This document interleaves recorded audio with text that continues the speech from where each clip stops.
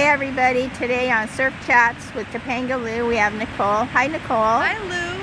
I'm so glad you're going to let me interview you today. Anything for you, Lou. Oh, thanks. I'll be contacting you later. Anyways, for my first question for you is, yes. What's the worst thing that ever happened to you at Topanga Beach? Ooh. It could be the surfing worst or... thing. You know, nothing has really happened bad to me here. I would say the most painful thing was stepping on 3 sea urchins in 2 weeks. Oh, wow. In the span of 2 weeks. But nothing else really bad has happened to me here. Were you wearing... That's why I come here all the time. Maybe. Were you wearing your booties when you stepped on them? I was barefoot the first 2 times, put my booties on the 3rd time, and it still went through my booty. Oh, so that was sort of a bummer. Yeah, that really sucks. My second question is, How many years have you surfed at Topanga Beach? Oh, I think I've been surfing here since 2000, probably like 6 years. 2015, 16. Oh, that's cool. Right? Yeah, 6 years.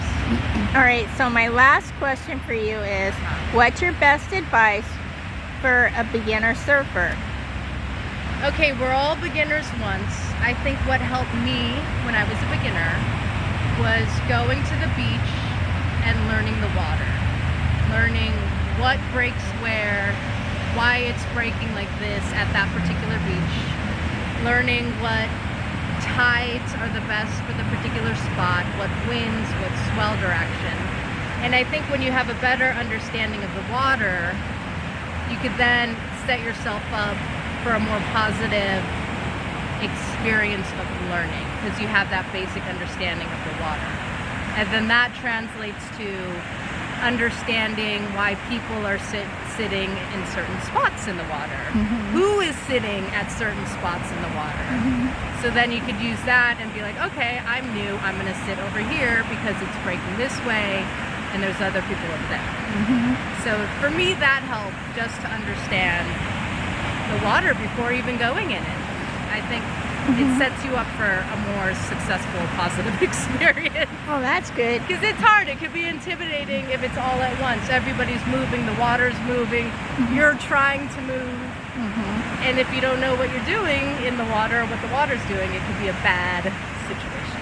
Yes, and what I would like to follow up with you on is, where do you learn about the water and where do you learn about the tides? I use Surfline, Magic Seaweed. They all break it down, like what area responds best to different tides. If it's a low tide pushing up, mid tide, it'll give you the swell directions. Looking at a map, you can see which beaches are south facing, west facing. But it's all tied together, like the seasons, the swell, the directions, the tide, and what's under the water. Is there rocks? Is there sands? What does that mean? Am I going to step on a sea urchin? Am I going to step on a stingray? Those are all things, it's a constant learning experience.